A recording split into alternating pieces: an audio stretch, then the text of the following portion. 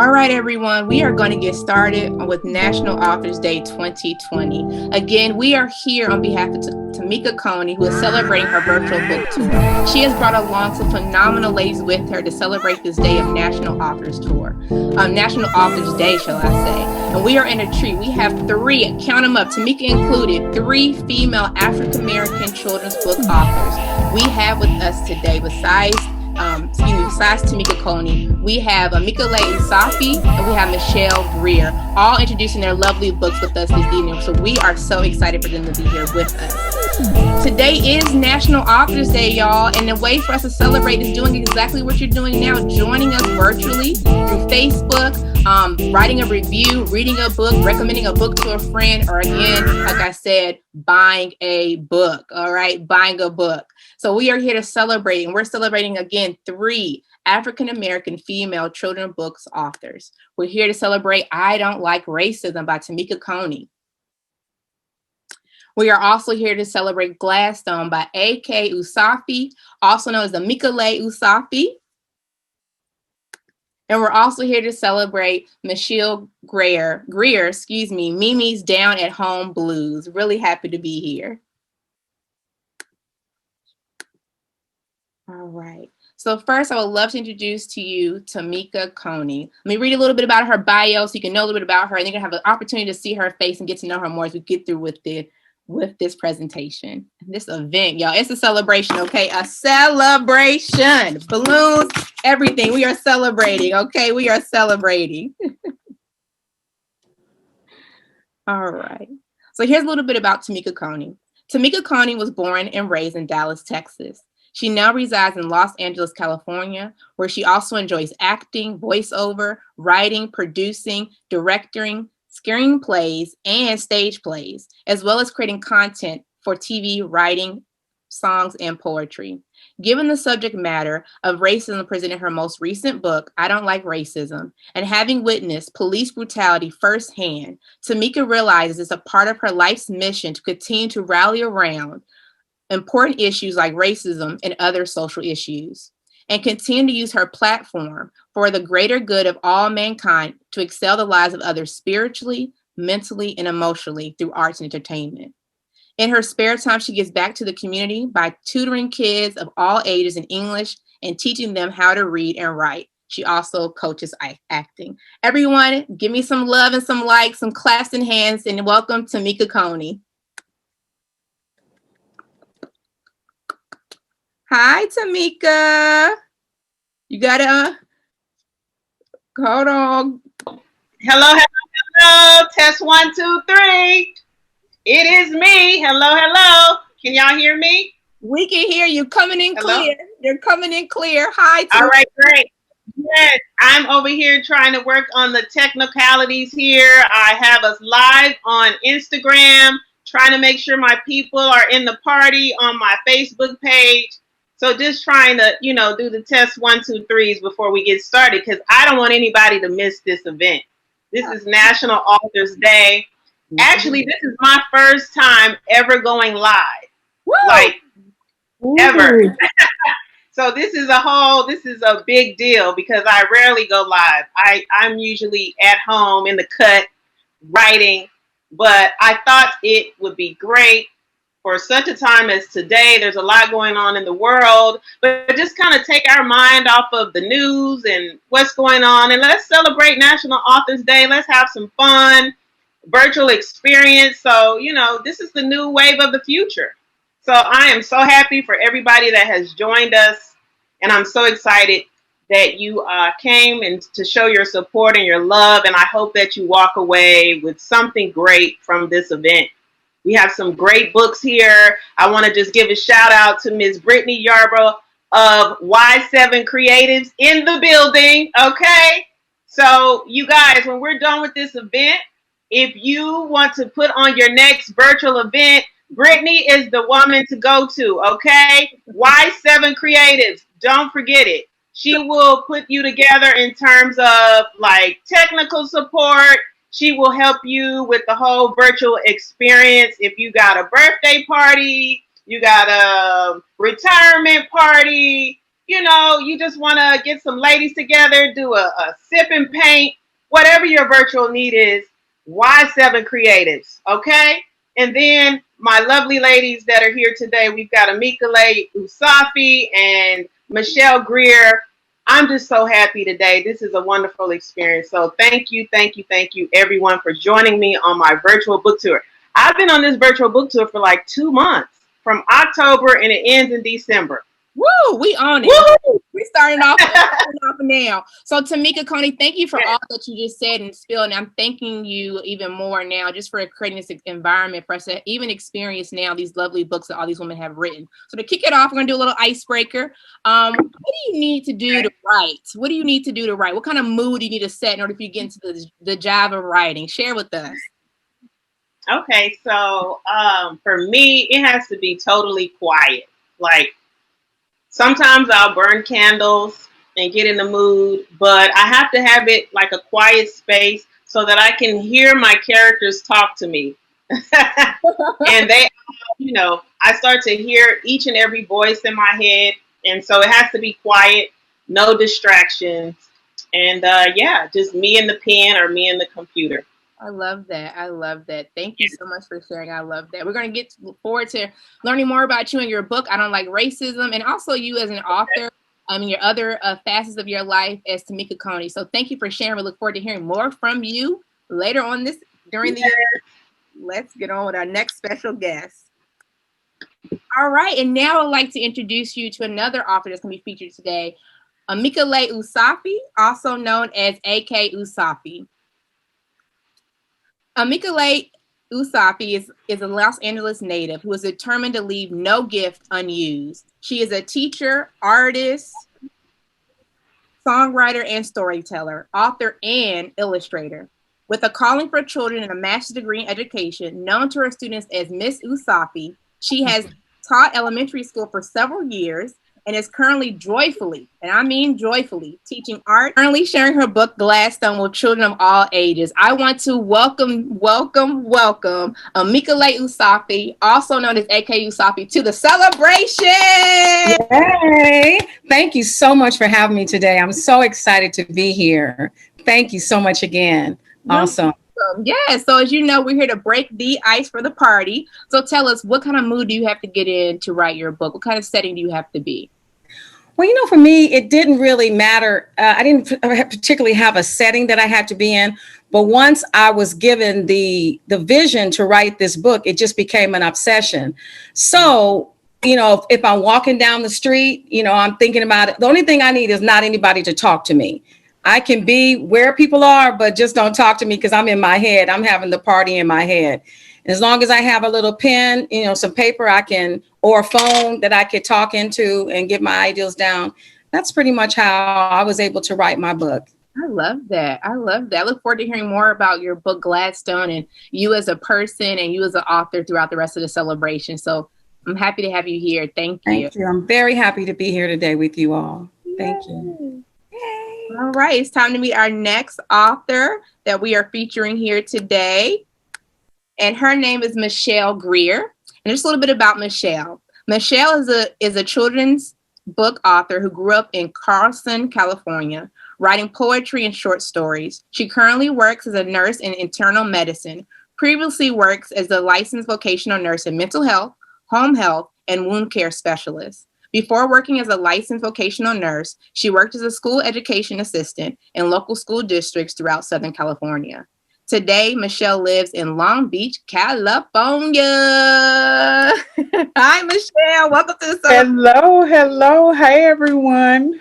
Hi. We're so happy you're here. I love the flowers in the background, looking real nice. Yeah, create a nice environment for everybody to come in. We welcome you. So, sis, we're still breaking the ice here.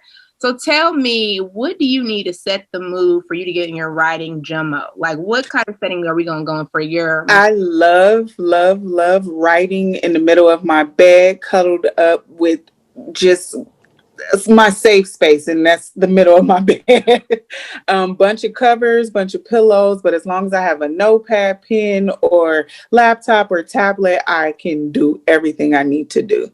I love that. I love that. That bed.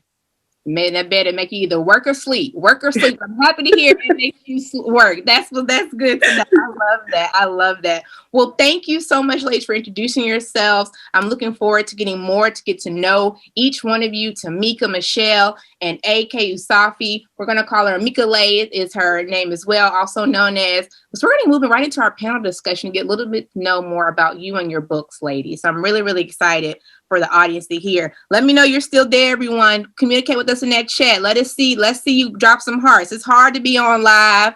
You know, it's hard to be on live, but it's a celebration. It is a celebration. So drop some hearts and drop some lives. All right, so let's get into our panel discussion. We're here to get to know and celebrate y'all as authors and your books, and you as individuals as well. So, Michelle, we'll start with you, sweetie. Is this your first book, Mimi's Down Home Blues? Is this your first book? Yes, it is my very, very first book that I birthed, but it definitely won't be the last, but it is my first. And so when I asked when we were going to write, this is your first book, what inspired you to write Mimi's Down Home Blues? There were so many different inspirations. Mostly when I was a special education assistant, I would read stories to the students, and I realized that none of the characters looked like them. They didn't have physical disabilities. So I did want to showcase them to show other children, hey, we're here. We want the same exposure as everybody else. And I believe representation is very important. Absolutely. Absolutely. I love that. I love that. Thank you for sharing. All right, we're going to go right. We're going to keep the ball rolling with the questions. We're going to keep bringing some people on here so you can see all our lovely authors that are here today. I want to bring A.K. Usafi to the stage so I can hear from you. Is this your first book? And when inspired Gladstone if it is your first book?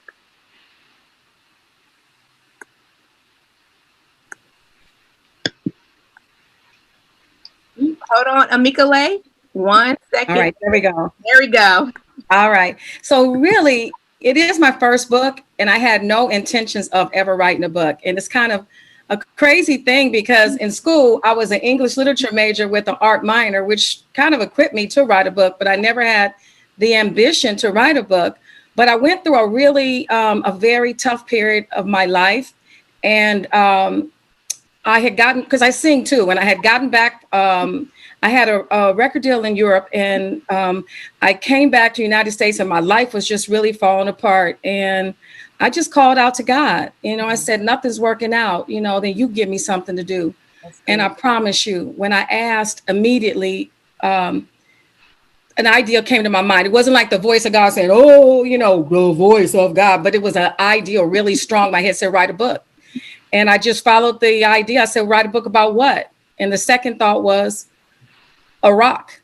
And so that caught my attention. I said, well, what's this rock's name going to be? Rocky, like everything around here is going.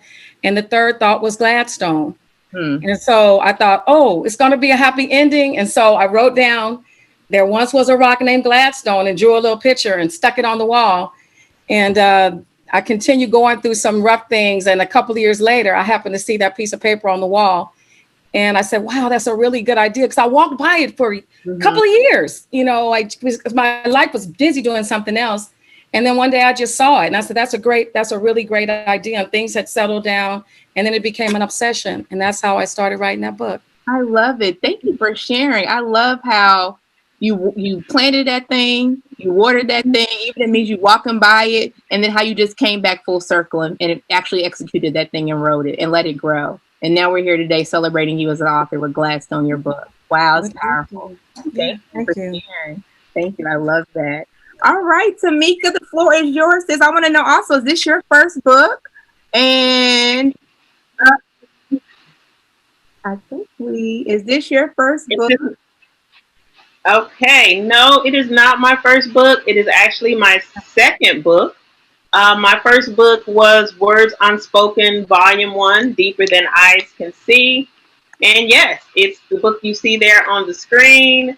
It was a poetry book. It was my first book. And basically, it was titled Words Unspoken because it was all of the words that I don't speak. I write. I'm more of an introverted person, for those of you that may not know that. And so I had collected a bunch of poems over the years, and I thought, why not put it in a book? and share it with the world. You know, maybe it will inspire them. So that was my first book, and it was actually 9 years ago. You know, 9 is the number of birth. And so with the pandemic, I was afforded more time to create. So I birthed a new book, I Don't Like Racism. So this is my second book, and looking forward to my third book. I would really like to write another children's book. I had such a great time.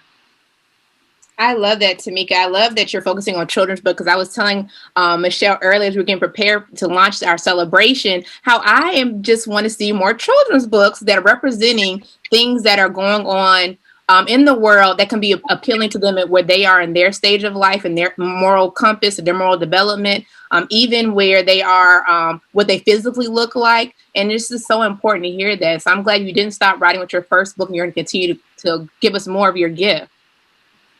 Thank you. Yes, I love that. So we're going to keep going here. We got a lot of panel discussion questions here. I want to get more into your books, ladies, the themes of your books, and how your book is presented to the readers. So Michelle, I want to circle back around to you, sis. So tell me, what are some themes that show up in your book, and how is that presented to your readers? The most important thing is how to reduce the spread of germs. Right now, we're actively going through a pandemic, and hand washing is the single most way to reduce the spread of those germs. So I definitely, that's a theme in there. Also, disability awareness. Most of my characters in the book have some sort of physical disability. Mimi herself wears leg braces, aka in that world AFOs. And just wanting to showcase that all children are normal. It's just every norm is different. I love that. I love that. That's needed and necessary, and I love it because I'm a hypochondriac. So I love this book already because it's focusing on germs, and we're supposed to be focusing on this. So I love that theme of importance of clean and the pandemic and how that all goes tight in. That's really good. I love that. Thank you for sharing. How about you, AK Usafi? What are some themes that are presented in your books, and how is that presented to your readers? Well, the theme that really runs through my book is perseverance and having determination and looking for the good no matter where you find yourself. And I think right now it's really important for children and everyone really to know that, but particularly children who don't have a lot of experience in the world, that you're going to go through things, but you can persevere, and bad times don't last forever. There's always a change in the season. You know, there's the dawn, you know, after the dark. And so just look for the good, because you know, like when you're upside down on your head, like the little rock was, he looked up and he saw lovely things he never would have seen sitting under his tree.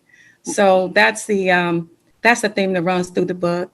I love that. It's beautiful. Like I said, getting introduced to your book through this experience, I said that, you know, it makes me always think of, when I see rocks, I think of happiness. Now, instead of just a little rock, you know, because it's like, this is a Gladstone. We're going to get to the point where you can understand what I'm talking about, ladies and gentlemen. When we get to her sharing her excerpts from her book and really realizing the importance of self-esteem and perseverance, and how everybody needs a Gladstone in their back pocket. So I'm really excited to share more of that with them.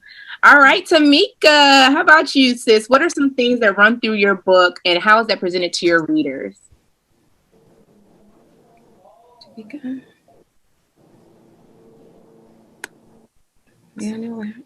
if you can hear me. Can you hear me now? Yes. Hello. You're good. Hello. Now I can see you. I'm still trying to get acclimated to this virtual experience. I'm trying to talk to my Instagram followers and my Facebook people. I still have some people that say they're not able to see us on Facebook, so trying to work through that. But to answer your question, yes, what's presented in my book is definitely self-esteem. The story is told from a young girl's perspective. She's a young African-American girl, and basically she witnesses her cousin succumb to police brutality. But her whole thing is that is her first experience with racism. And so I just wanted people to know from this book that you don't have to be judged by the color of your skin, and that you are valuable no matter what color you are. That's one theme that's presented in the book, for people to have good self-esteem, and to know that whatever you want to be in this world, you can be it, and your color has nothing to do with it. Your race, your ethnicity, your gender, you can succeed no matter what. And so that's one of the just self-esteem, self-respect. Also, when you see racism, that you don't have to get angry, but you can do something positive to fight against racism. So in the book, she kind of participates in a peaceful protest. So we can still love each other and educate people, even if they look at us differently because of the color of our skin. So with me, I take more of a peaceful approach to racism and just charging people to don't look at someone or judge them by the color of their skin, but by the content of their character, by their heart. Come on, Martin Luther King. Yes, and I do have a quote on the back of the book, which is from Dr. Martin Luther King Jr., which I'm very inspired by his life and his legacy. And it talks about, I have a dream that my 4 little kids will not be judged by the color of their skin, but the content of their character. So that is the theme in this book. One of the themes presented in this book. I love that. That's beautiful, ladies. And what y'all are describing to me is all these different themes are important for children to know at a very early stage. And I love that all y'all books are children's books. So everyone out there today, if you have a child in your life somewhere with you that you could touch or reflect, get these books in their hands. They need these themes of self-esteem, perseverance, the importance of hygiene and representation and racism, all these things that are warped into these themes. These women have put a lot of thought and their passion and their hearts into these books. Don't miss out on the celebration without purchasing one or liking or writing a review, or even being here, dropping something in the chat, saying us know that you love their books and you're excited to hear more. We're going to actually dive into some more of the books. We're going to actually have some excerpts. We're going to do some readings from their books. You can get a little taste of what you can expect by sharing these books. I'm excited to have you share the excerpts. So now let's dive a little bit more into the books, ladies. Hear from is I Don't Like Racism by Tymeka Coney. Before we get there, though, I want to show you a lovely promo video of her book. Don't like racism.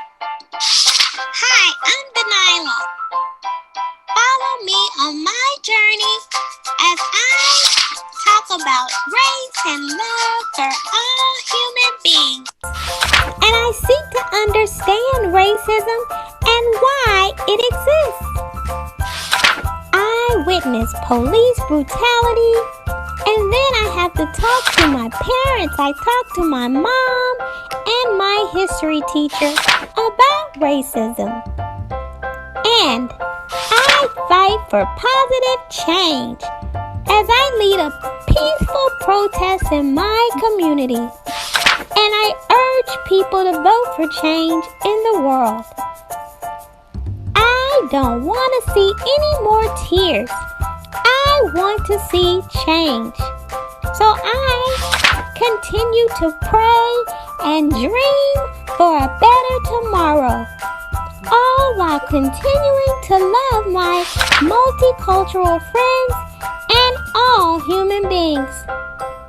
This book, I Don't Like Racism, will teach and inspire all ages, genders, and nationalities to unite and love one another despite the color of your skin. Pre-order your book today. Call 323-801-6335 or go to the website Tymeka Coney, she's the author, TymekaConey.com. And the first 50 people to order your book, I Don't Like Racism, will get a free t-shirt. And we have all colors. The book is available at all major online bookstores. All right, Tymeka, the floor is yours. We would love to hear an excerpt from your book, I Don't Like Racism. Okay. Let me move it here. Okay.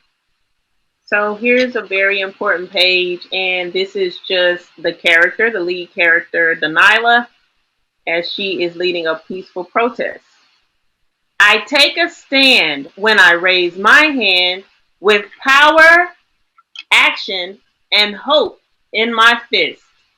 I don't like racism. Racism should not exist.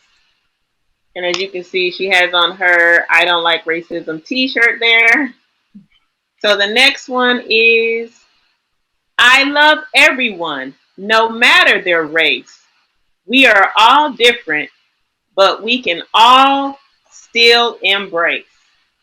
So that is Delilah, and she's playing with her friends. So that's just another example, as I was saying earlier, of kind of like the peaceful way that she handles racism. Okay. So now I want to try, see if I can pull up from the Kindle here.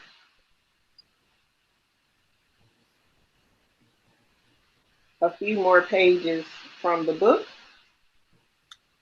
if I may. Okay.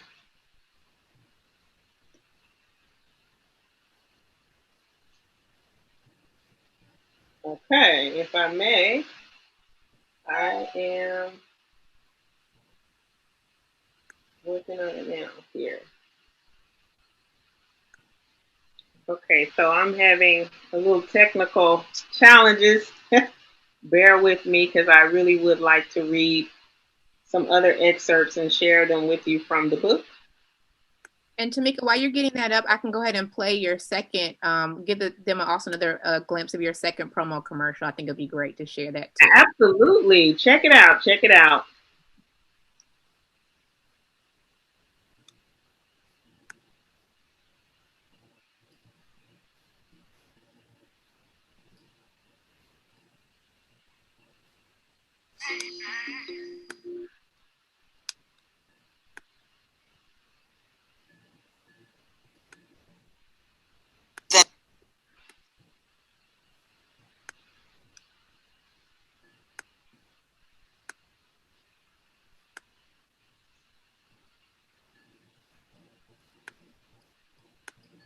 From Tymeka Coney, author of Words Unspoken Volume 1, Deeper Than Eyes Can See, comes a new children's book, I Don't Like Racism, a powerful, thought-provoking picture book about race and love for all human beings, no matter the color of their skin. This book takes you on a journey with Delilah, a young African-American girl, as she seeks to understand racism and why it exists. After she witnesses police brutality, she talks to her parents and her history teacher about racism. She fights for positive change as she leads a peaceful protest in her community and urges people to vote for change in the world as she continues to pray and dream for a better tomorrow, all while continuing to love her multicultural friends and all human beings. This book will teach and inspire all ages, genders, and nationalities to unite and love one another despite the color of your skin. Pre-order your book today. Call 323-801-6335.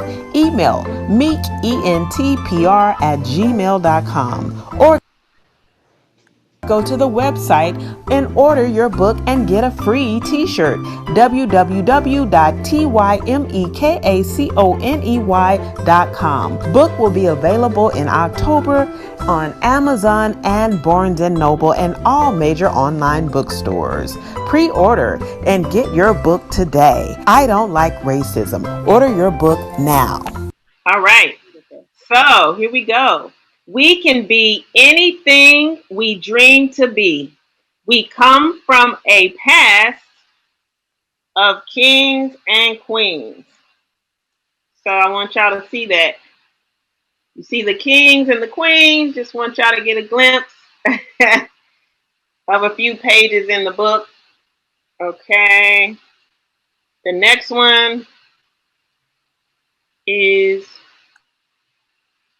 a picture of Dr. Martin Luther King, and it is Delilah, who is the lead character.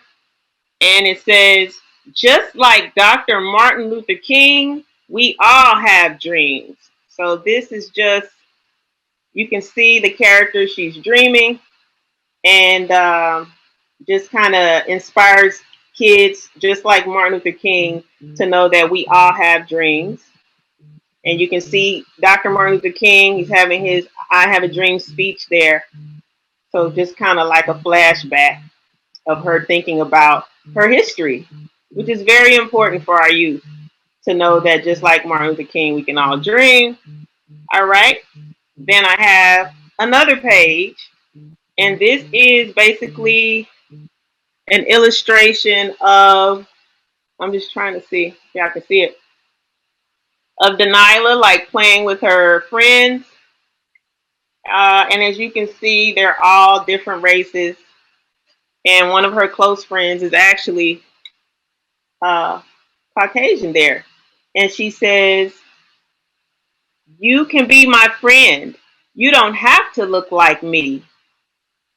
We can all play together like sisters and brothers in unity."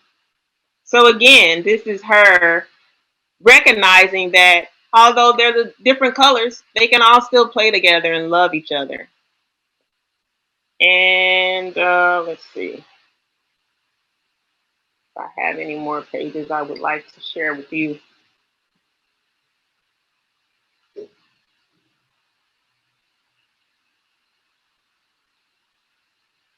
Here's another one. So this is Delilah, and she's in her kente cloth attire, and she's going shopping. And you can kind of see the clerk there kind of looking at her in a different way. And I believe she then recognizes this and how this affects her. She recognizes that he's looking at her perhaps because of her kente cloth outfit, or because of how she has her hair, like in an Afrocentric type of feel there. And this is what she says to the clerk.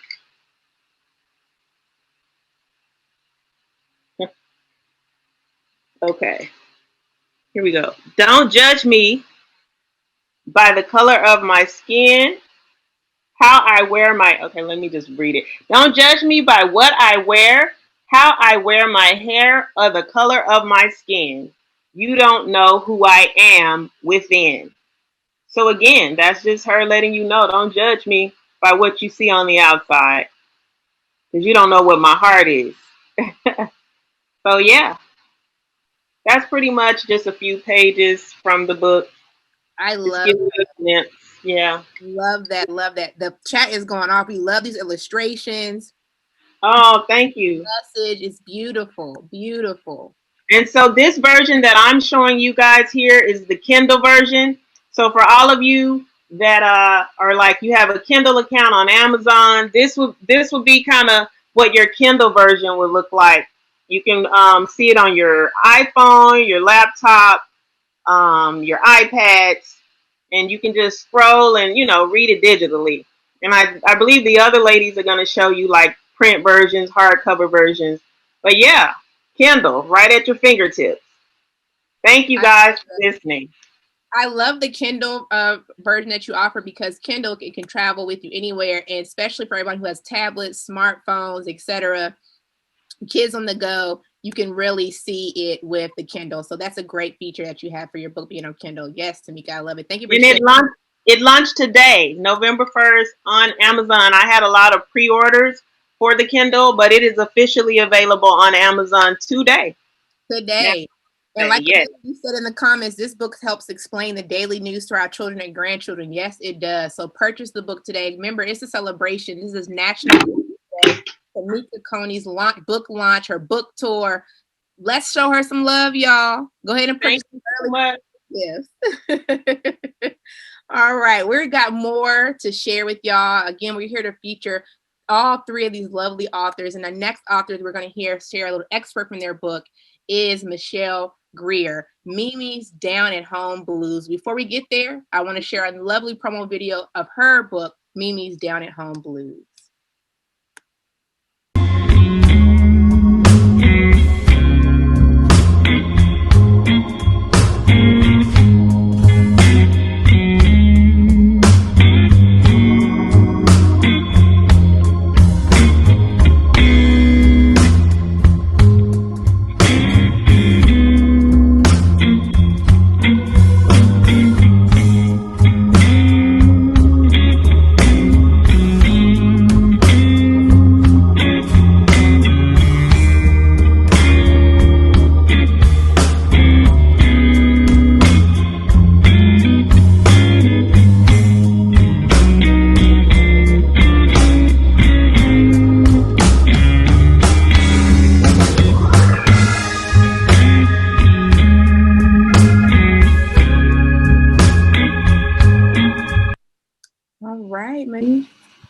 And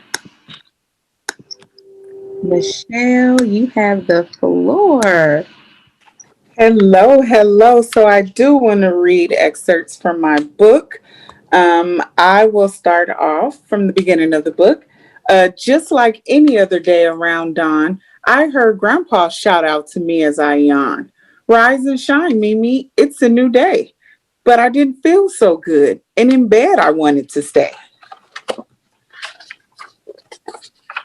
I headed to the restroom to start my day like new. But when I looked in the mirror, I didn't recognize my hue.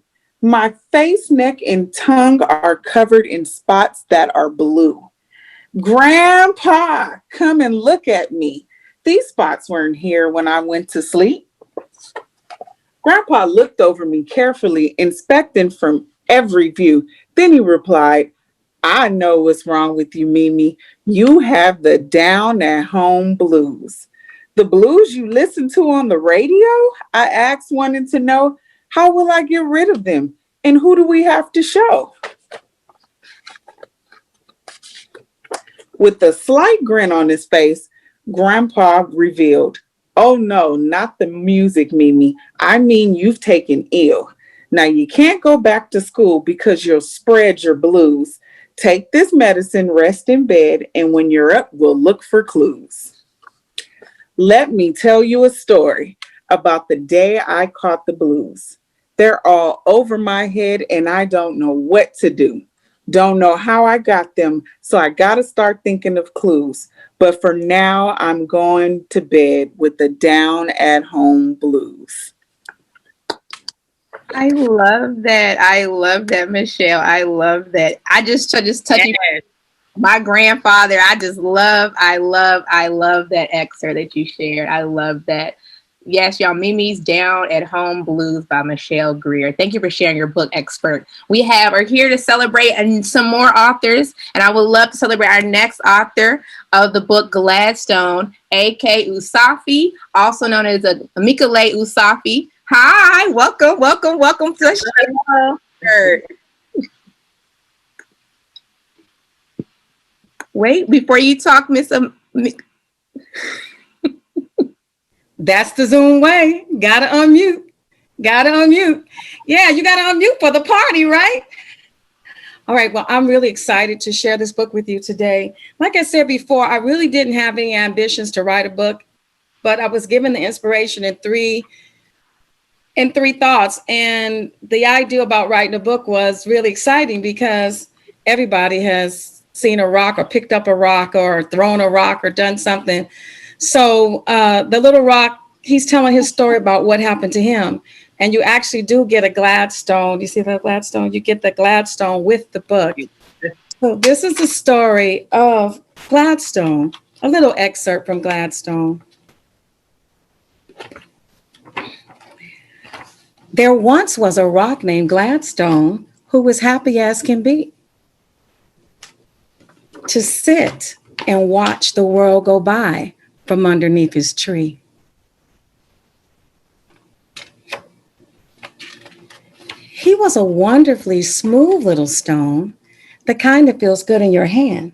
So it really came as no surprise that the little boy who was walking by would pick him up and put him in his pocket.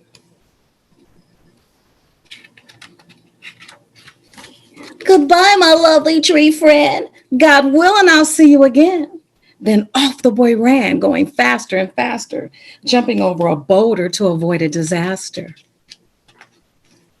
And just when Gladstone thought he collapsed from the motion, the little boy stopped on the pier by the ocean.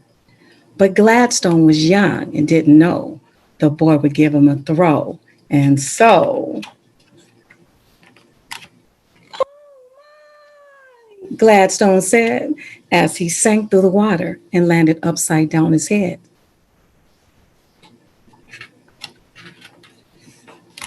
I really am in a pickle. I've gone so far down. And for a moment, he was a sad stone until he took a look around. Mm-hmm.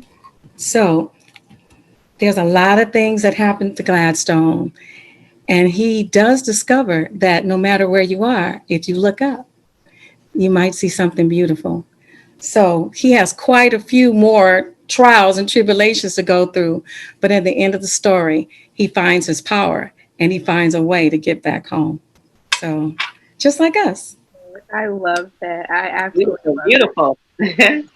Y'all gonna want to you're gonna see rocks differently now. See what authors, literature, their stories, their passion, the way they bring alive things that we see around you to really bring, like, when you see a rock, that's a Gladstone rock. It's to remind you to persevere, self-esteem, all these wonderful things that we need to remind us through. So thank you so much, A.K. Usafi, for sharing your excerpt from Gladstone. It's beautiful. Thank you. Thank you. It is time, ladies, for us to get a little more candid. Now, we got into your books, but what does it mean to get into you as people, as women in this world, as authors in this world, as mothers, grandmothers, fathers, well, not fathers, excuse me, sisters, mothers, aunties, all of those things. What does that look like? So we are going to get into our candid conversation. So I'm going to stop sharing the screen so we can get up close and personal. We all got red lipstick on. We did not plan that kind of. I took mine off. You took it off? I took mine off. Okay. We are going into some candid conversations now, exploring, again, y'all as authors, and just excited for us to be here. So let's kick it off. So one, y'all all share with us. We saw your beautiful resumes, ladies, from teaching to mentoring to nursing to all these other avenues. But Michelle, I'm going to start with you, sis. How do you juggle your career and your passions and being an author? Time management. I have to literally plan my day so I can make sure I get everything done, all my T's crossed, all my I's dotted. But time management, definitely. Scheduling time to write, making sure I have enough, I would say, coof and energy to do it all. But definitely time management. So when you talk about your time management, because I hear this word often, right? We hear it often, right? So what does that time management look like? So tell me, as you as an author and your other career avenue, how did you set time aside to make sure you write this book in the deadline that you set? How did you make sure you don't drop the ball on? Because congratulations, for I know sister just stepped into a new avenue as a nurse in internal medicine today, or coming up. So whoop whoop. So wow, congratulations. Yeah. Thank you. Author, what does that scheduling look like? Literally, if I'm off of work by 4 or 5 o'clock, I'd set a timer with an alert that says, hey, you're going to write from this time to this time. I would send messages to my family. If you are not dying, dead, or sick, I am writing. Please don't call me. But definitely setting boundaries and making sure that I get it done, because it was very, very important for me to write this book.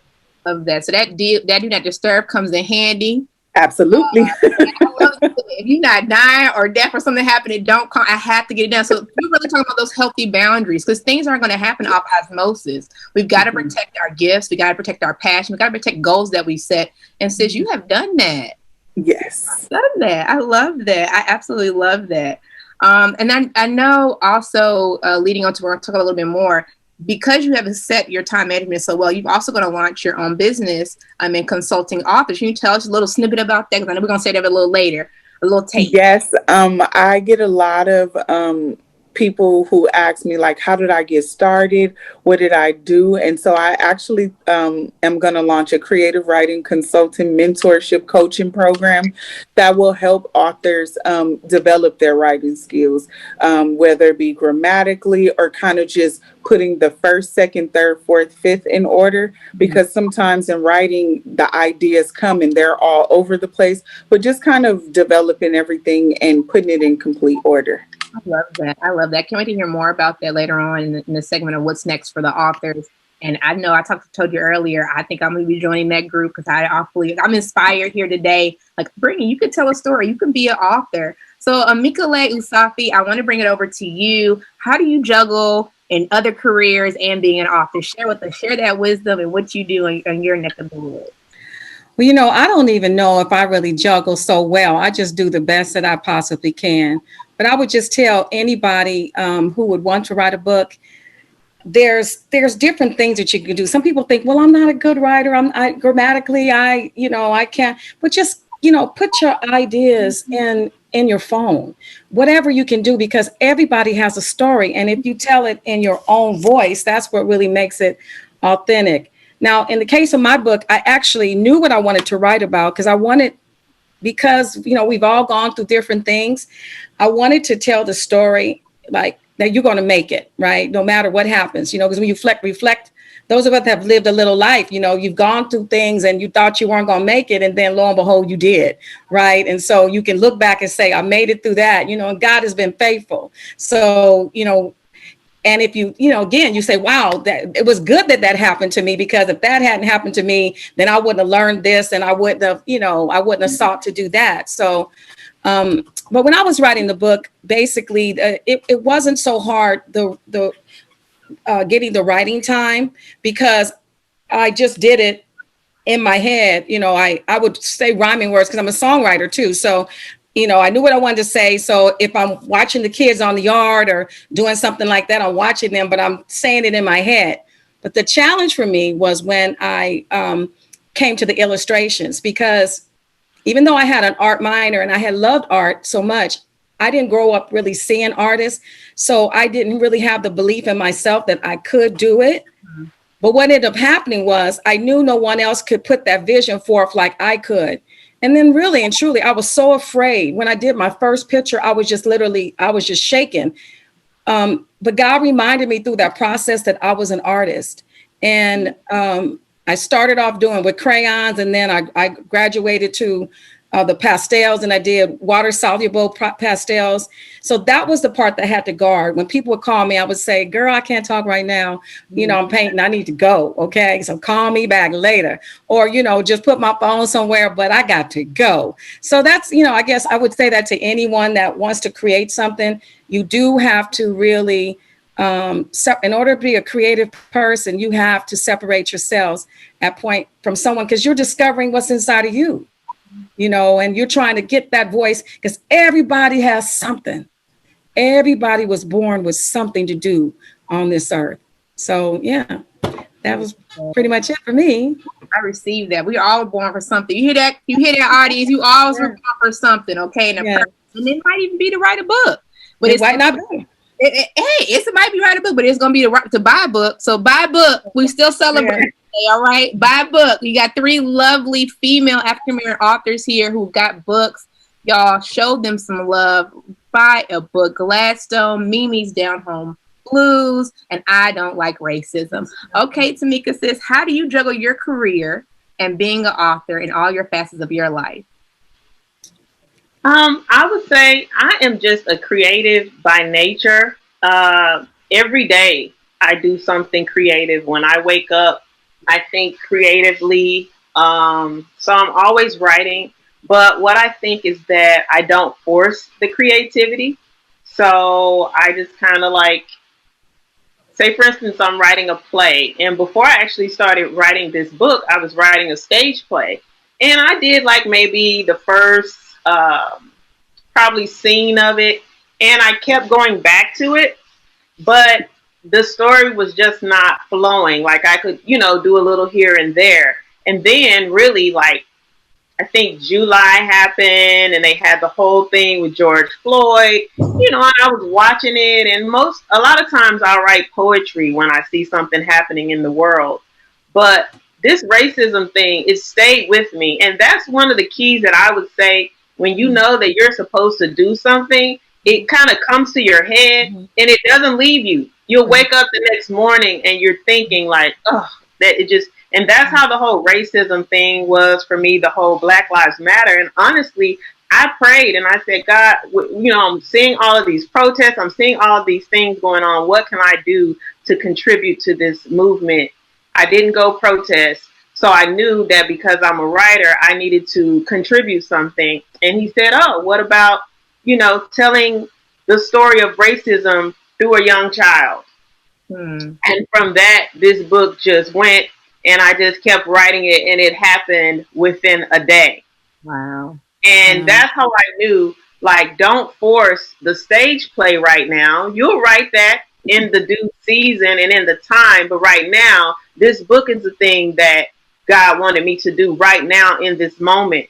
And so for me, when you say time management or how do I juggle, I kind of go with the rhythm and flow of what comes to me creatively. If it's a song, if it's a poem, if it's a play, if it's a screenplay, I don't force the writing. I don't force the story. I go with what flows out of me. And this book flowed out of me. And I just kept moving with that. And I got with an illustrator. I shared with her the story that I wanted to tell. And the pages start to flow with her. And I really honestly believe that's how God works. He gives you provision for the vision. The vision started to come to me. And then the illustrator came to me. That was the provision, and everything else just lined up. So I would say, because I'm just a creative person at heart and every day, I use my creativity in the flow, in a rhythm. I hope that answers your question. That does. You know what I'm hearing a theme throughout all of y'all is y'all kind of taking a step back on what I need to do next and just really letting it flow. Really leaning on your source of God, your community, and just what in tunes for you. And also just recognizing that I'm a lifestyle protester. I didn't go down to protest either, but I when I walk around, if I see some type of social injustice, I speak up. I ain't the quiet one, so I don't ride the public train because I'm the one getting involved in people's business. Like, you ain't got to talk to them like that. You ain't got to hit them like that. You know, that's me. So to hear you say to me, like, hey, I might have not went out in protest, but for you had to have birthed out a book, that is beautiful. That's really, really beautiful. And you were kind of touched on a little bit of where I was going to go through next, and hearing you talk about getting into some inspiration, advice for inspiring authors and things that they should do. Don't worry about the playwright right now, just kind of focus on the book. So can you tell me, Michelle, we're going to go right to you, is how, so we talked about the career, juggling time management, we talked about how you set your boundaries, but what type of advice would you give an aspiring author or an author who needs to write, who don't even know they're an author yet? What would you give them? What type of motivation or tip would you give them if they were starting today? I would say be patient with yourself. Ideas may come in your sleep. You may be driving and see something on a billboard. In conversation with someone, something may come out, and just write down all your ideas, and eventually it will flow. It'll be kind of like a web, and you'll be able to go, hey, I can start here, do this, do that. But definitely be patient with yourself and be open to anybody being a student and a teacher, because they can be interchangeable at any time. You can learn from someone and you can teach someone. So just be open, definitely. Open. How about you, Amiekoleh? What would you say for advice for an author, inspiring author? Well, one thing I would probably say to someone is that you got to get the idea out of your head and actually birth it on the earth. So one advice that I would say to someone that you could do, if you get an idea, and you want to write a book, then just take some paper, fold it like a book, and write the title on the front, put your name, right? Then all of a sudden it's gone from your head to something that's actually real on this earth. And from there, like, you can go, like one of the things that I did, I knew it was a children's book. And so I was like, okay, well, let me go and look at, I went back to some of the children's books that I loved when I was a kid. And I looked at books and I was like, oh, okay. So, this works in the children's book format. I mean, you don't always have to reinvent the wheel. Like, if you're going to do a chapter book, look at a chapter book and see how they have it set up. Set up your mock book like that and say, okay, this is my chapter 1. This is my chapter 2. This is, and just started from there. Like, well, in our cases, we did picture books, children's picture books. So they're not chapter books. But I just kind of looked at it and I thought, okay. And then that's how it started. I already wrote the words, but then I had to, because I published it myself initially, I had to put together the mock. It really helped me with the process, like, okay. And once I had those little first pages folded, it was on there, and it became an obsession. Like Tymeka was saying, if it's something that you can't forget about and it becomes your obsession, follow it through. And if you just do a little bit at a time, you will get to the end of it. And then you'll look back and say, wow, I can't believe I did that. How did I do that? But you did it, and it's here now. Yeah. I like how you say, and I think it's an ongoing process, right? Our walk is an ongoing process. We're not at the end. So whether you get one sentence out today, you don't touch another sentence 5 years from now, that's okay. Because at the end of the day, whenever you touch that piece of that book you left off at, you'll have a completion, which y'all, three of y'all have a completion today of an actual product, of an actual thing, of gifts and thoughts you had thinking about. So that's beautiful. I love that. Now I got to go upstairs and find my sticky notes of my beginnings. But you have to have the intention that you're going to finish it, though. You've got to have that intention. Good. And you know, it's so amazing. I kind of hid, from my gifts, and Tymeka and I have spoken about this, but then someone brought it to our attention that if you don't bring on the earth what you were given inside of you, then you deny the rest of the world the ability, the gift that you were given to give. Mm-hmm. So that's kind of transformative, that it's, that just give your gift, because the world is waiting for it, right? I love that. Thank you for sharing. I love that. So we talked about inspiring authors and some tips and tools that y'all use so that we can use. And I say we because I'm leaving here, going to pick up my books. I'm going to be awesome. Y'all become my book signing, okay, very soon, okay? I'm inspired. Anything. Awesome. But at the end of your books, like, there are things we've talked about. And right now, the things are going on right now with the pandemic, COVID. We're all COVID style, the pandemic. Self-esteem and mental health. A lot of people are in the home. They're not doing well mentally, right? Mm-hmm. And also racism and voting. We are 2 days, right, Tymeka? Yes. Yes. Right. And so with the election, so I just want to know, out of those topics, ladies, that we're going to start with you first. The pandemic, self-esteem, mental health, racism and voting. How did these show up in your life personally? And then if any, what topics show up in your book? Well, personally, before going into internal medicine, I was a mental health nurse, community-based for 4 years.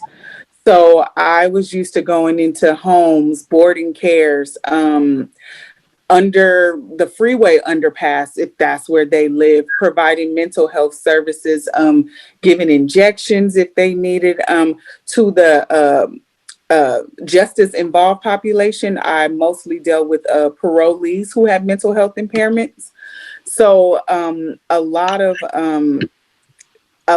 anxiety going on right now, a lot of depression, being stuck in the home right now, trying to go through and give people joy. But in the book, however, it speaks most to the pandemic.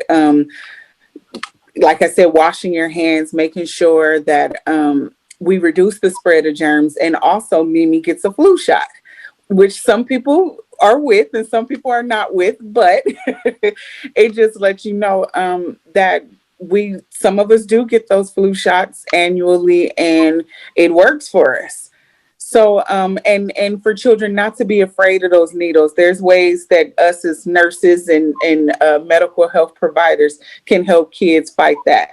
I love that. That's true. I actually got my flu shot. So please, y'all, get your flu shots. Between the pandemic and COVID, COVID is a pandemic, and the flu, you can take Mimi's advice, and when she responds, and get some help. Okay, get the flu shot. Do whatever you need. Wash your hands. I love in the book talking about Mimi's wash your hands. Wash them hands. Wear your mask. If it's not for you, it's for us. Okay, I thank you in advance. We thank you in advance. Go ahead and do that. So that's good.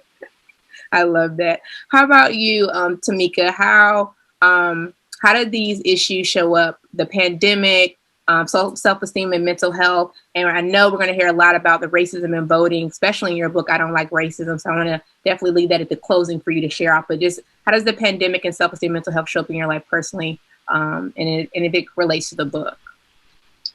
In my life personally, I have just really, I think my prayer life has advanced, certainly. And I just try not to, and I know it sounds kind of funny, but I try not to watch the news as much because I feel like when you watch the news, yes, you want to be aware. And I am aware, but I try not to let it consume me with what's going on. I kind of have a balance. So I watch the news so that I'm aware of what's going on in the world and what's going on around me. But then I will go internally into my prayer life and individual life. And so I watch the news to see what's going on. But then when I'm done with that, I go into the prayer life and I kind of block out what's going on outside.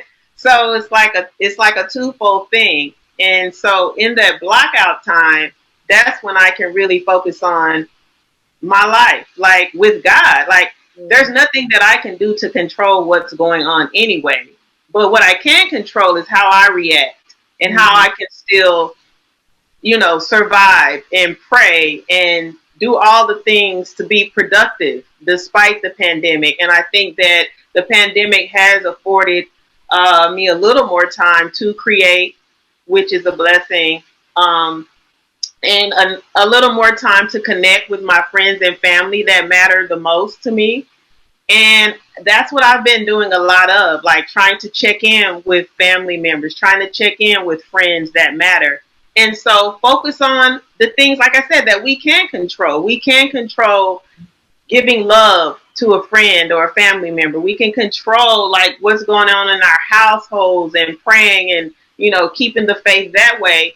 And then, everything else, we are aware, but we keep moving forward as much as possible. And, like you said, with mental health, sometimes it helps to talk to people and have a conversation, over the phone about everyday life or about love or let's catch up. And sometimes when you feel that love, you don't think about everything else that's going on. And for me, when I'm creative, I don't think about everything else that's going on. When you're doing something that you love, it's something about that just the whole world escapes you. That's for me. Like when I'm writing, it's just me in the writing. I don't think about what's going on down the street. So I can say that's how, I guess, mentally and through the pandemic, it showed up in my own life.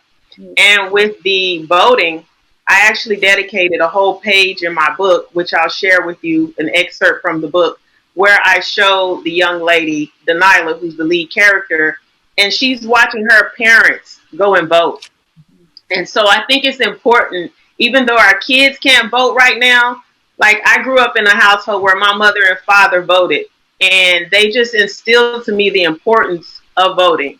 And so I think it's important for kids to see their parents participating in something. And for me, I think voting is very important. I went to vote early, and you can vote as early as 18. And so I think in just educating people and letting them know that, again, I can tell you something really quickly that happened to me. On the news, they were talking about the long lines and, you're going to have to stand in these long lines and this and that was going to happen. And I went to vote and I was the only one there. I walked right in and voted literally 10 minutes. So that's why I'm saying when you see what's going on in the news, they blow it up like, oh, it's going to be long lines and mail it in. You're not going to be able to vote. And then I go there and I go right in, and right out. But that's me. Honestly, I'm like, I'm going to walk by faith, go in there in hopes that there won't be a line. And that's what happened for me. So you see the difference in how the news and how your real life, it can you need a balance with that. And so if we could show the excerpt from the book, I would certainly like to share with you the page from my book that's dedicated to voting and how passionate I am about us as a race, just looking for change. So this is an excerpt in the book, and it's the young lady, and basically she's watching her parents and, drop my phone there. It says, racism has happened for too many years. I want to see change instead of more tears. So basically, she's seeing the importance that racism has happened for years and years. That's our history.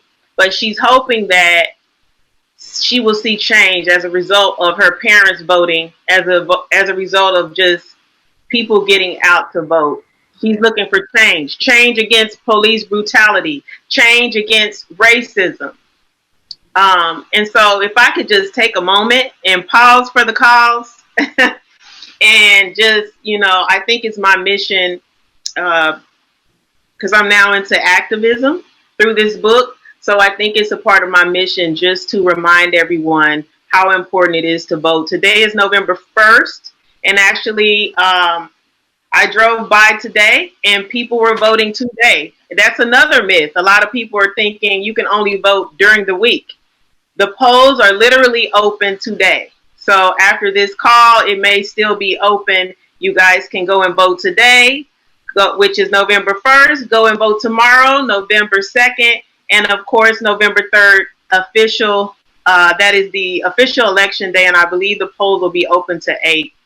So I just hope that everyone who can, please get out and vote. It is so important. And I cannot stress it enough. And like I said, that's it. That's how all of those topics show up in my book and in my life right now. I love it. I love it. I love it. I love it. I love it. Yes, if you don't know nothing about the signal from the red lips and the orange and red shirts, the blue, right. We want you to go out and vote and vote. It is our given right as living in the United States. Liberty, please activate your liberty. Pay homage, y'all. Pay homage to those who came to vote. Amiekoleh, we ain't forgot about you. What's your now? So the pandemic, mental health, self-esteem, racism and voting, how does that show up in your life personally? And more importantly, how does that show up, one of these topics show up in your book, Gladstone? Well, it's a funny thing because when I wrote the book, I wrote it, from experiences of things that I'd gone through, but I didn't know that I was going to have to, time to time, I have to reflect back on the book myself to remind myself, right? To just remind myself that, it is perspective, like Tymeka was saying, like, you have to do self-care. So if self-care is turning off that news or going for a walk or putting your feet in the grass and hugging a tree or whatever you have to do, in your prayer life, all of that, to center yourself. And I think what shows up in this particular book, if I can try to answer that question, is that a big issue right now for children particularly is mental health, and for a lot of people, but particularly children. So there's a whole movement going on called Embrace the Mind.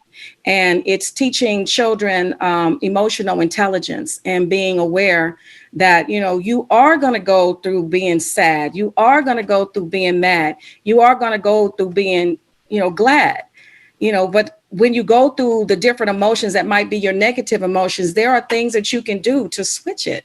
We have the power. We don't have to let the emotions, we don't have to always sit in that. There are things that mood switchers and things that we could do. And for me, and I think for a lot of the children, having something surreal like a little Gladstone, just to remind themselves, no matter where you find yourself, look for the good, because good is always there. It's true. There always is that silver lining. So, one of the excerpts, if you don't mind, if I just share like one other excerpt in the book, that he goes through being glad, and then he's sad, and then he gets mad. Finally he's dumped in the middle of the road, and so now he's mad because he's dumped in the middle of the road in his adventure. So then it says, and then he started thinking of the way he'd come so far, and his face started twinkling like a little star. Well, I was sitting under my tree, happy as can be. Then through the water, I went down, but I didn't drown. And I was swished on hot sand, but I was picked up by the pretty girl's hand. And I really don't have to stay here. I can go, 'cause I'm a rock. I can roll. So I love that. That's it. We don't have to stay there. We can go. And if he can find his power, so can we, right? So can we. I love that. Yes. Oh, yeah. All these books to touch on my life personally. Like I was saying earlier, like the racism. My father's an active police officer, and I have younger brothers. I'm an African American female. Voting, the power of voting. Michelle, in the pandemic, I'm a hypochondriac. I know I work with kids. Wash your hands. I love my grandfather. And then Gladstone, I'm emotionally driven. We all are, right? God gave us emotion. It's beautiful. But like you were saying, Amiekoleh, how I love it is you don't have to sit in those negative emotions and let them take over you. You can keep it rolling and be a Gladstone. It's beautiful. Yeah. I love that. It's so beautiful. We're actually going to transition now, y'all. We're going to roll right into some Q&A. I love this full screen. Everyone, we're going to get some Q&A right here going. I know, Michelle, you're on your IG Live. We just closed out. You know a little bit more about the books. You know a little bit more about these ladies as an author and their personal life. I want to know who's nosy. Who has a question about their books? Who has a question about their life? Who has a question about them? So Michelle, I know you're on IG. I open the floor. So we're going to open the floor for questions for Michelle first. So in the chat, you want to drop any questions for her? I'm going to kick it off because I have a question. And I'm going to share the stage with someone else to ask a question. So, Michelle, my question is, I saw in Mimi's Down Home Blues, you particularly sought out her grandfather. And I was wondering, there's a lot of other people in the family. Was there a thought or strategic planning around why you chose your grandfather? And then also, like, how did your grandfather show up in the story in your own life? Well, my grandfather, he has passed on, but he was the first person I told I was going to write a book about, or write a book. And he basically poured into me. He said, I believe in you. You can do it. What he said, I believe you can do anything, boo-boo. So I went ahead and I started thinking about it. And then when he passed, I kind of sat on it. But my grandfather has always been like my biggest cheerleader. He never missed an award ceremony and everything. Of course, I grew up with my mom and my dad, 2-parent household, but my grandparents were very, very active in our, but my grandfather was the loud cheer. He's the one that lets you know, I don't care what's going on, you can do it. So I definitely wanted to make sure it was me and him. And in this last couple of years in living, I took care of him. So we got to share a lot of moments together. And I thought it would be really, really fun for me and him to go on these adventures together. Awesome. That's beautiful. Really beautiful. I absolutely love that. Thank you for answering my question. I'll give us some time to drop some questions in the Facebook chat or stream or your IG live. Go ahead and pull it out of them, Michelle. So someone actually inboxed me this question, but how many books do I plan to write? I want to write as many books as I absolutely can. These books are my legacy. I don't have any kids yet. So every time I birth one, it's like birthing a child. So I feel like as these books will live forever. They'll definitely outlive any kids, grandkids, anything I have going on. So as many books as I can. My goal was to write like one a year, but then the pandemic hit this year and nursing kind of took over. But I am actively writing. So I love that. I love what you said. And that's why anyone watching Inspiring to Write, we all have a book. And the fact of the matter, it's a legacy, right? I don't have any kids, Lord willing, I will have some. But it's a legacy. And if you do have kids, you want to leave something back that they can actually experience your present thoughts, your gifts. And that was beautiful. I love that. It's a legacy. Yeah. So most of my characters are like family members. Like the doctor is my brother-in-law, James. The school teacher is my sister. I catch the blues from one of my nephews because I have 6. So yes.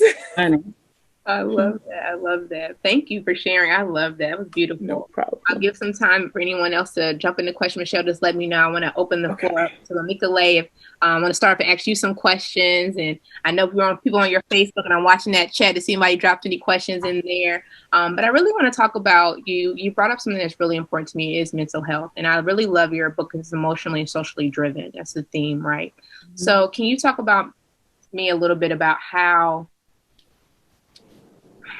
I can say this without crying, how important it is for you, what it looked like in your life as you walk through your emotional roller coaster that we all have. What does that look like in response to why was it so important for you to put that in the theme in your book to children, if that makes sense? So why was it so important for you to write emotional mental health book to children? Why did you choose that topic per se?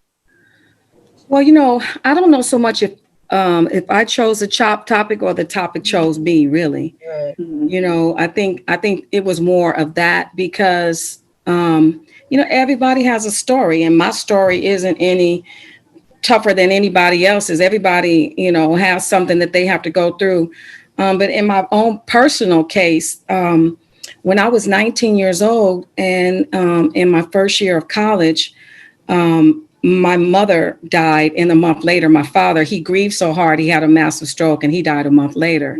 So I lost both my parents at a really young age. And my mother and father were only children. So I didn't have any aunts or uncles or cousins. I had my brothers and sisters, but they were experiencing the same thing that I was going through at the time.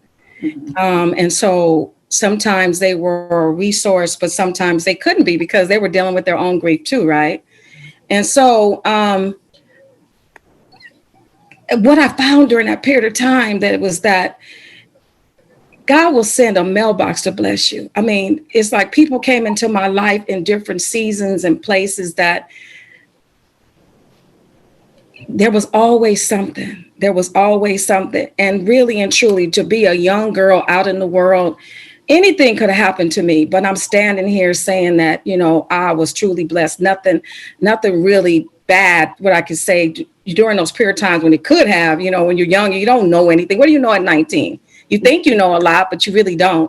So, you know, and then, you know, for me, tragedies and hard times have been good teachers for me, you know. And so, like I said, you know, I was going through another hard period. And I mean, I'll be candid. I was going through a divorce. I went to Europe, you know, pursuing my music. And sometimes when you pursue your things, it doesn't necessarily agree with anyway. So I was going through to me, the divorce was it was a death very similar to the death of my parents, right? Because now I have a family unit and now this is going, and I tried everything, you know, you try everything and just the only way was forward. Well, now we're friends, but you know, during that period, that's a happy ending that did, you know, that come, but I had to go through that. So I was calling out to God. I was like, you gave me all this talent, but nothing is working.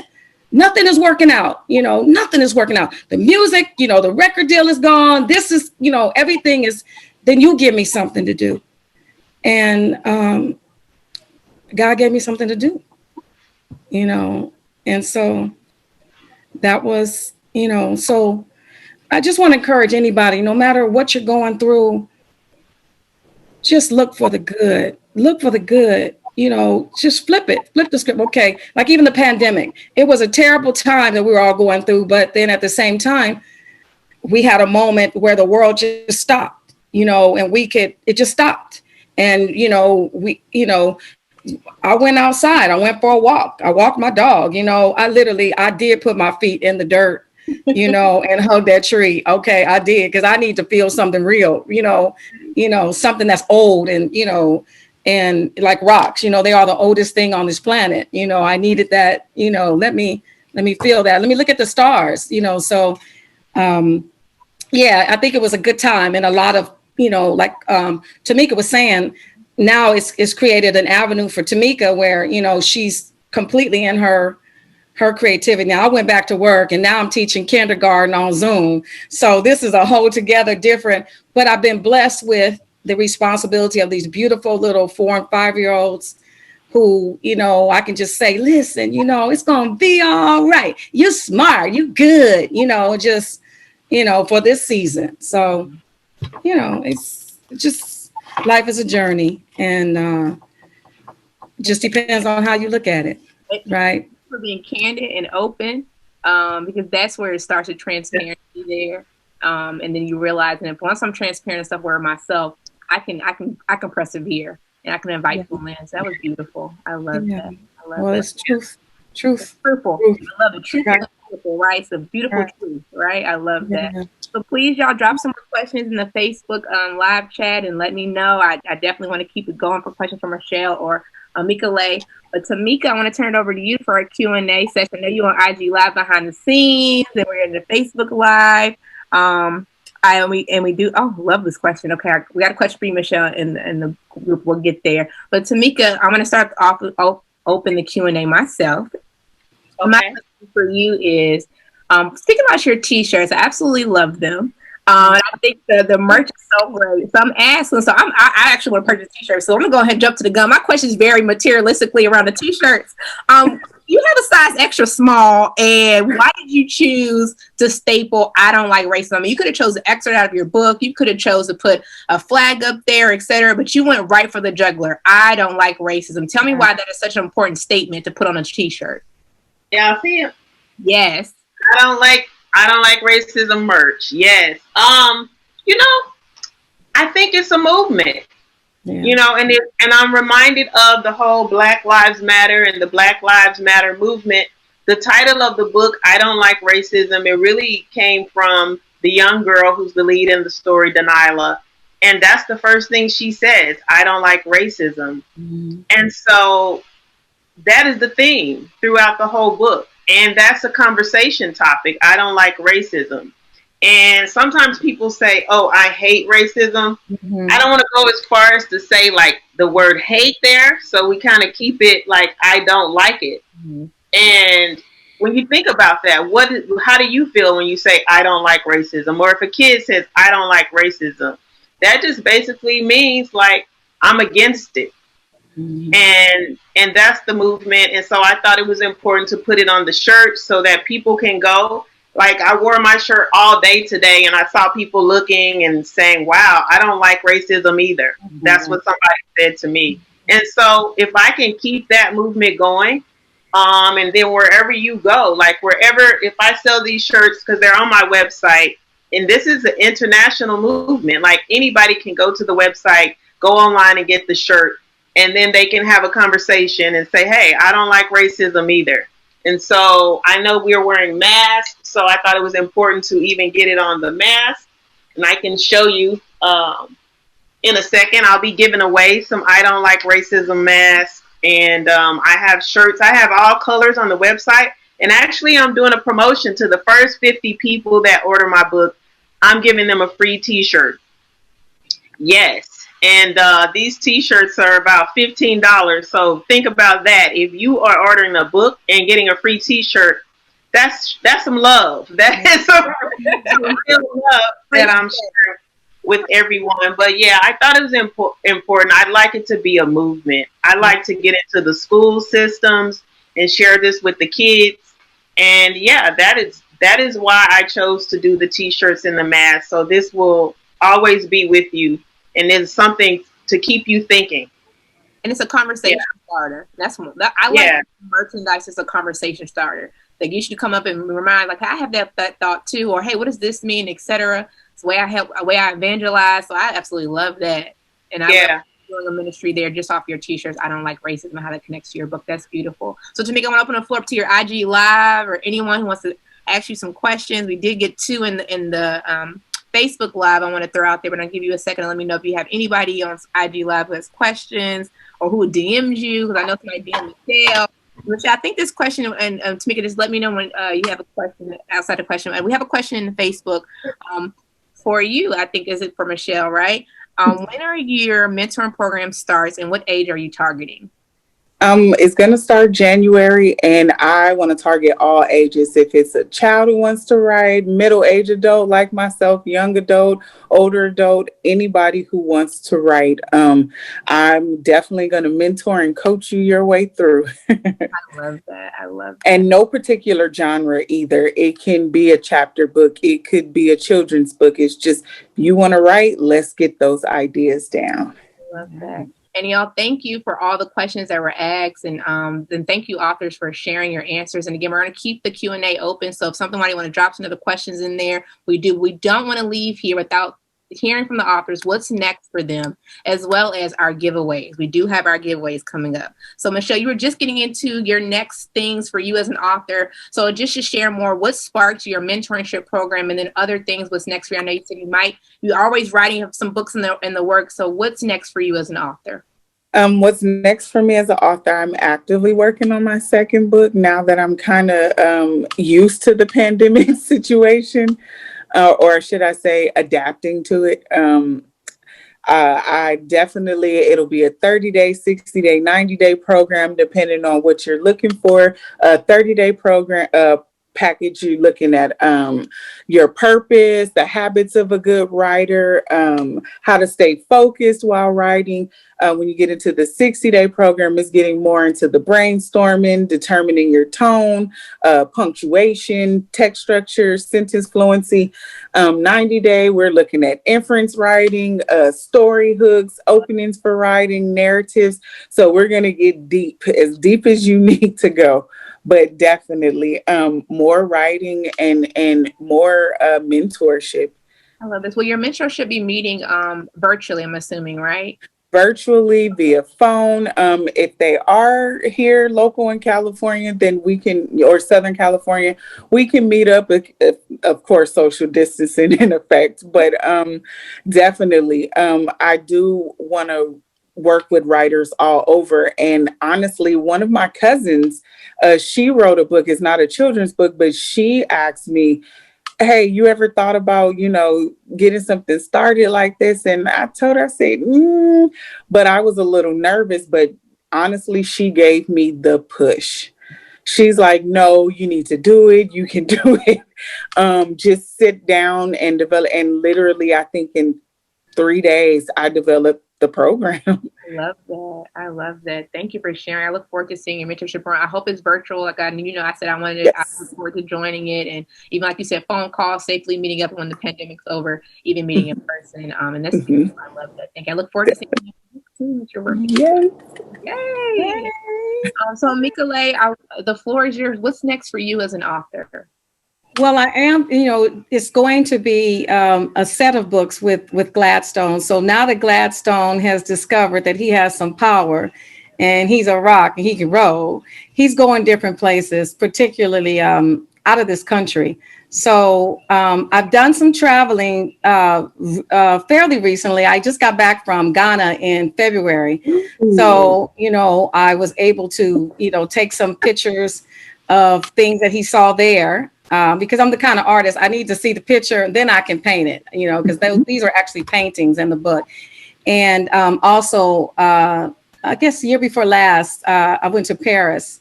And so Gladstone really saw a lot of stuff that when he was in Paris. So, he's just like, oh, there's so many things to see, so he's traveling, he's traveling. And also, I guess one of the things that I had to really focus on now is just making more of a social media impact. So that's what's going on now. And I've been getting some really good feedback from some of my mentor, Ms. Tymeka. And just making more of a presence and just making sure that the children, a larger audience, have access to the book, because I noticed that the kids, they love it. They do love it, and when you read the books to the kids, and you guys are sure witnesses to that, they'll say, read it again, tell it again, say it again. And I noticed that they fought over the little rock. So just want to make sure that, as many children, and do a teacher's companion book, because I do have, being an educator, I've made many lessons, accompanying lessons to go with the book. So just working on that as well and getting that out. I love that you're going to have a series. I love series. I love when I can follow a character or a certain emotion or a clip through a series of books, so I don't have to leave it. So that's beautiful. I love that. And as a teacher, I'm looking forward to a teacher companion book. That's beautiful too. Because the educators need it, and particularly now, I'm just having to change up the strategies a little bit, because now we're in a virtual world. And so, you have to be able to give them virtual activities. Right? Now, you see, the world has changed, and it ain't going back. It's not supposed to, right? It's not supposed to. No. I love that. Tymeka, what's next for you as an author? And we do have a question in the Facebook chat too. And I think you can actually answer this question when you share out. The question is, are you already thinking of your next book? Do you got a book bug? So share out if you can answer that question, and what's next for you as an author. I definitely, do I have a book bug? Yeah, they said, do you got a book bug? Do you got the book bug? Oh, I'm definitely going to continue to promote my first book of poetry. I continue to do spoken word and perform and have that book.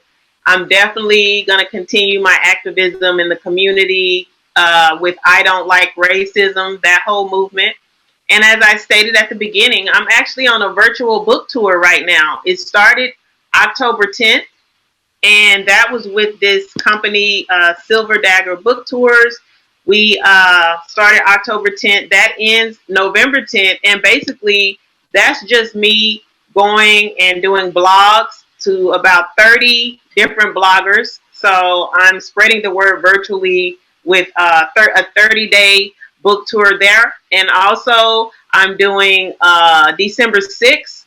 I'm going to be on a radio show called The Pain of Change. And we'll be talking about racism and how that affects us in terms of change. That's my dear friend, Dr. Clarice. She has a radio show. That's December 6th. And then December 8th, I will be on Facebook again. It's Black Authors Matter TV. And that's from an organization which is the National Black Book Festival. And so we're going to be talking about everything in terms of, Black Authors Matter and how that is important. And the book launched today officially on Amazon. And then it's going to be available online with all major retailers. And, what's next? Another children's book, definitely. Yes. I enjoyed the process. Also, my first book of poetry was Words Unspoken Volume 1. So, of course, I have to follow that up with a Volume 2 somehow. And then I also have a book of wisdom that I had started writing. It's kind of some quotes that I learned while growing up in the South. And that book was actually supposed to come before this book. But again, duty called, and I started on I Don't Like Racism. So I'll continue, my authorship.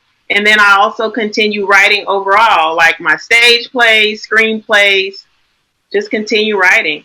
I love that. We need more children's books. We need more of your legacy to be spread. And I'm just excited. You have a full plate to eat from, Tymeka. I'm excited. And I want to share that plate with the world. Exactly.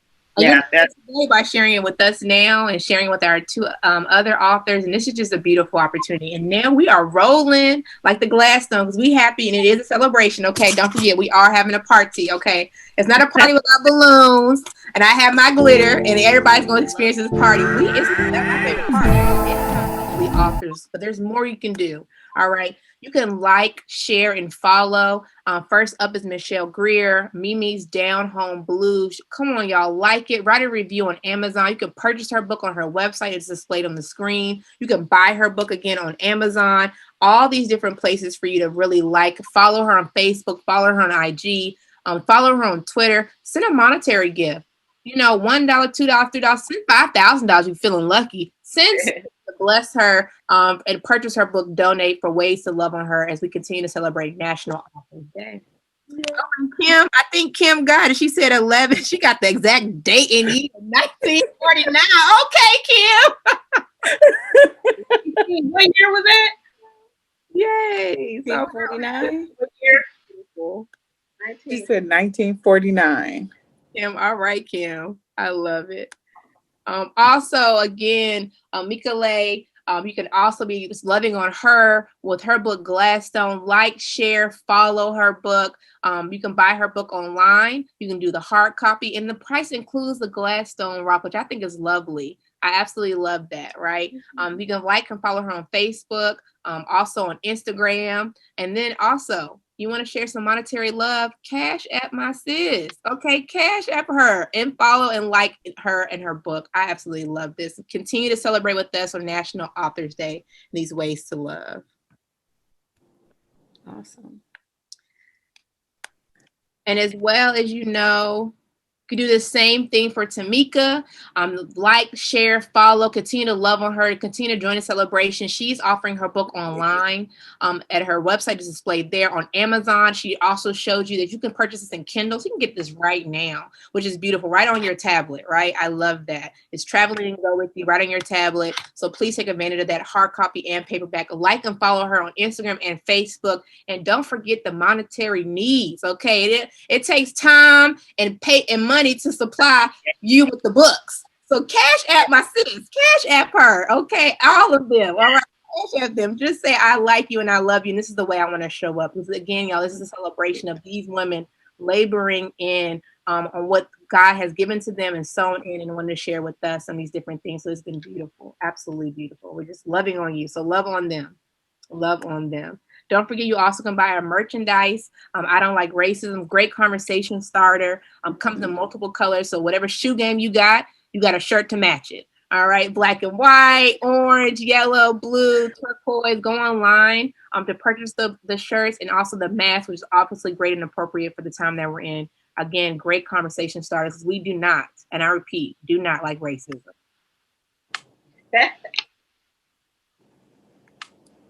All right, and I do want to open it up as we come into a close. Just open it up for our authors to say some thank yous to the audience that are watching, some people that have been in their corner and continue to be in their corner as they continue on their adventures as an author in this day and age. So, Michelle, I'll turn it over to you to share your thank yous.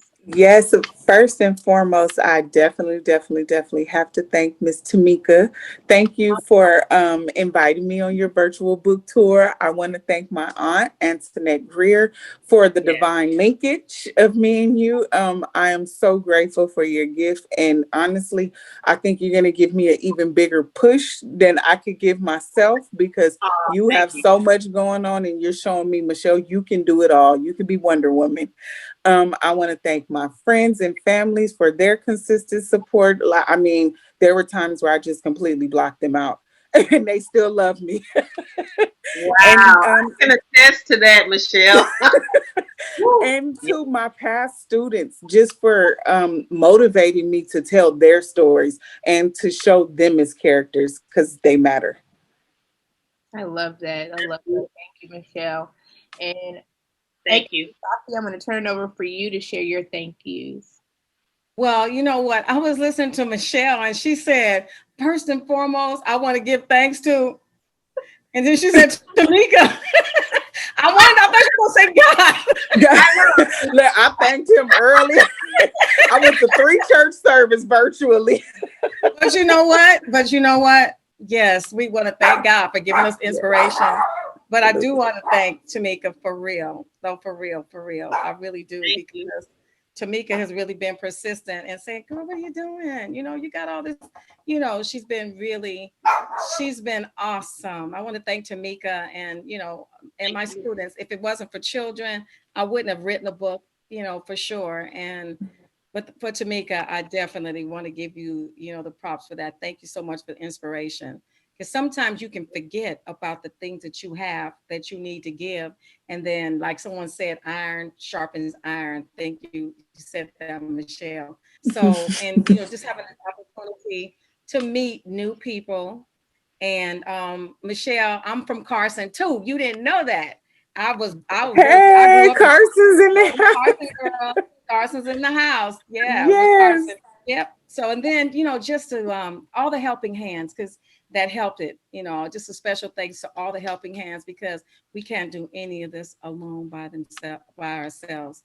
So I just want to thank everyone who is a helping hand along the way, and then offering my hands to be a helping hand for someone else. That's it. And I want to thank God and Tymeka. I want to thank her. But for sure. All right. And thank you so much, Brittany. You were awesome. Yes. Thank you so much. It's been a blessing to meet you. Okay. Your thank yous. So my thank yous. Is it up on me now, Brittany? Yes. Okay, so my thank yous, I kind of wrote them here to the creator of all things. Yeah. So, you know, my creator and just the creator of all of our gifts, my Lord and Savior Jesus Christ. And I, like Michelle, I had 2 church services this morning where I thanked him for today and this event, but I'm thanking him again. Can't thank him enough. Mm-hmm. And I also want to thank, I have all of you. So that is every single person that tuned in today. I really appreciate your support, and I could relate to what Michelle has said, and that sometimes I push away a lot of my friends and family. I don't want to cry. I don't want to. And I hope that you charge it to my mind and my creativity, not my heart, because sometimes I can't keep in touch because I'm busy writing and creating and putting on my next event or my next stage play. But I do it for you guys so that I can share these gifts. And a lot of times I have to be alone. I have to be away from everybody to create and hear from God where my creativity flows. But know that my heart is for you guys, that I love each and every one of my friends and family. And I just thank you for rocking with me, even though we don't talk every day or all the time. And so for those that tuned in today, shout out to you. I'm not able to see who's tuned in right now. And I know it's going to be a replay, so there will be other people that can watch. But I want to shout out to Antoinette Greer. She's a very supportive friend of mine, and she actually linked me and Michelle. She's Michelle's aunt. So thank you, Antoinette. And Antoinette Greer is also an author. But and she wrote a book about breast cancer last month, breast cancer awareness, and she has a lovely organization, my sister, my friend, Breast Cancer Support, and she's always been supportive of me with her nonprofit when I do events. So shout out to you, Antoinette Greer. Shout out to Kim Peace, who's online, my cousin, love you. She's in Dallas, Texas. Shout out to all of my Dallas, Texas family and friends who logged on. Charlotte 8, she's in Tyler, Texas, and she was online. These are just the people that I know that were online. Kim Marie, another supporter. She's a yoga instructor and Zumba teacher. And, you know, when we weren't in the pandemic, I was getting my Zumba on. So thank you, Kim, so much for tuning in today. And any of my other people that I can't see, thank you so much for tuning in. I want to give a special shout out to my brother, Tymeka Coney. He helps me creatively. He's my producing partner. He helped me with my background here with the books and the, you know, all that going on. So, and he just gives me great input creatively. So I have to shout him out. My mother and father, thank you for supporting me. My grandmother, I just lost a grandmother in April. And that was really tough for me. But I have one grandmother left. And her name is Clara Coney. She's my prayer warrior. So I want to shout her out. And just everybody. Everybody who's already ordered the book. And, you know, got to shout out Brittany Yarbaugh of Y7 Creatives. Thank you so much for everything and being the media manager and just becoming my newfound friend. Thank you, Lori Williams, who is a friend of mine. I went to her event, and that's where I met Brittany. And I said, yes, I've got to have her, work with me on my event. Thank you. And to the authors, thank you, Amiekoleh, and thank you, Michelle. When I asked you, you didn't hesitate. You said, yes, I would like to be a part of this event. And I'm so glad that you did and that we can continue to communicate and do other events together. Yes. So just thank you, everyone. I'm in a thankful. Thank you. We are again. Thank you. It is a celebration of a happy National Authors Day, and I don't think it'd be any greater way to end this wonderful celebration with a nice closing of a spoken word from our one of our authors, Tymeka Coney, and her spoken word you're going to hear is freedom. Please drop us a positive words, encouragement. Thank you, how you enjoyed us in the chat on your way out. But we are definitely going to end a happy National Authors Day with a lovely spoken word. So may your ears be pleased. And everybody share this Facebook. It's going to be on YouTube at the end, right, Brittany? Yes, it's going to be on YouTube. It's going to go post it on YouTube so you can like it and share. Just so you can, again, the celebration doesn't end today. It will continue as long as you continue to like, review, visit their websites, buy a book, bless them by sharing the gift that they have given us through their books. And go vote. Oh.